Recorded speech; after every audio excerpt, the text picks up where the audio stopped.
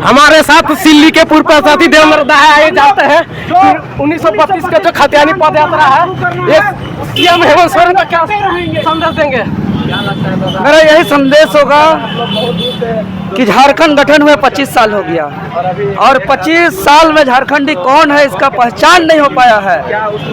तो खतियान आधारित स्थानीय नीति के आधार पर पहचान दिया जाए और खतियान आधारित स्थानीय नीति का जो विधेयक है, इस विधेयक को झारखंड जब से गठन हुआ है तब से लेकर अब तक, चाहे वो अर्जुन मुंडा जी का सरकार हो, रघुवर दास जी का सरकार हो, चाहे हेमंत सोरेन जी का सरकार हो, आज बीजेपी कांग्रेस जब किसी का भी सरकार हो, हर सरकार ने इस विधेयक को सिर्फ भटकाया है, लटकाया है, अटकाया है, जिसके दुष्परिणाम यह हुआ कि झारखंडी युवाओं का रोजगार का अधिकार हनन हो रहा है और अन्य राज्य के युवाओं को लगातार यहाँ नियुक्तियों में नौकरियां दी जा रही है और यह झारखंडियों का पहचान के साथ साथ यह अधिकार है और यह अस्मिता है, इसीलिए इसको तत्काल लागू किया जाए।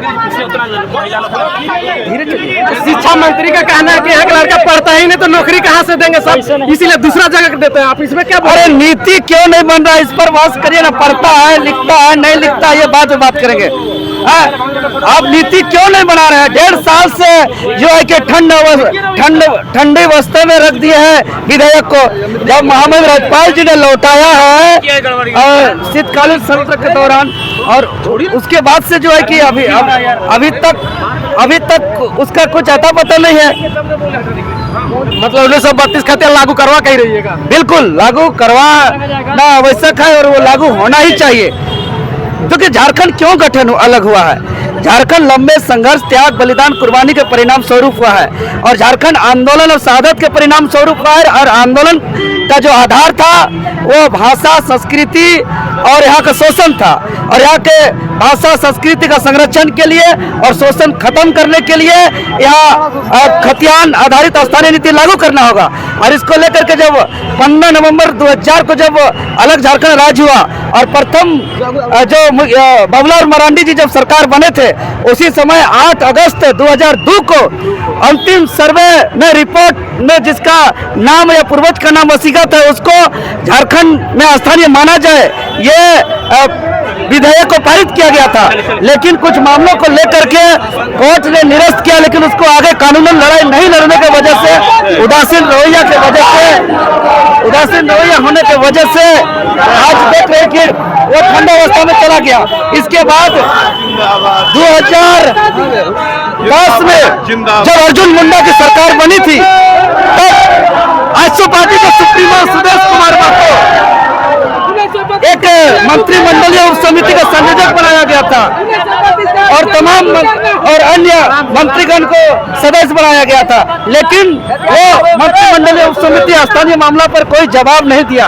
उसके बाद 2013 में जब हेमंत सोरेन के नेतृत्व में सरकार बनी थी, तब भी एक मंत्रिमंडलीय उप समिति का गठन किया गया था। तब तत्कालीन मंत्री स्वर्गीय राजेंद्र प्रसाद सिंह जी को उस समय संयोजक बनाया गया था, लेकिन वो भी स्थानीयता पर कोई अनुशंसा नहीं किया।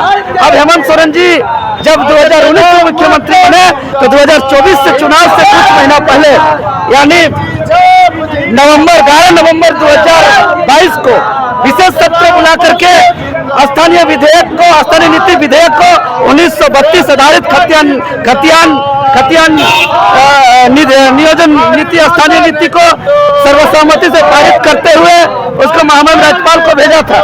लेकिन लंबे समय तक राज्यपाल के वहां रहने के बाद सत्र के दौरान फिर राज्यपाल जी ने कुछ सुझाव के साथ वापस किया और इसको फिर से जो है कि 20 दिसंबर 2023 को उसको हेमंत सोरेन की सरकार ने पारित किया है। उसके बाद ठंडा अवस्था में पड़ा हुआ है, यह बहुत दुर्भाग्य है, इसलिए इसको लटकाया, भटकाया, अटकाया जा रहा है। लेकिन अब सुदेश महतो का नाम लिया तो मैं कहना चाहता हूँ कि कुछ लोग हैं जो कहते हैं कि झारखंड का विकास सुदेश के हाथ नहीं संभव है। किसके हाथ से? सुदेश। अरे जब सुदेश महतो को अर्जुन मुंडा की सरकार था 2010 में, तब एक मंत्रिमंडलीय उप समिति का गठन किया गया था। इन लोग को जिम्मेवारी दिया गया था कि स्थानीय नीति का ड्राफ्टिंग तैयार करें, लेकिन उन्होंने कोई निर्णय नहीं दिया। जब नीति एक मंत्रिमंडलीय उप समिति बनाया गया था और उस समय जब वो नहीं दे पाए निर्णय तो उसके हाथ में क्या विकास होगा? बिल्कुल गलत बात है, बिल्कुल नहीं होगा। उनका कहना है कि झारखंडियों का नहीं समझ सकते हैं, बाकी कोई नहीं। ये झूठ बात है। उसको पूछिए ना महाराज जाकर के, जब अर्जुन मुंडा की सरकार के दौरान जब मंत्रिमंडलीय उप समिति का आपको संयोजक बनाया गया था, आपको जिम्मेवारी दिया गया था कि आप स्थानीय नीति का ड्राफ्टिंग करिए, स्थानीय नीति का जाकर के अन्य राज्यों में पता लगाइए, वो क्यों कोई निर्णय नहीं दिया? सुदेश महतो जी इसका जवाब हमको दे दे, उसके बाद हम उसके बाद आगे बात करेंगे। आप लोग जेएमएम का बी टीम है कहता है। कहने वाला तो कुछ भी कहेगा, क्योंकि हम लोग का टक्कर का कोई लोग नहीं सकता।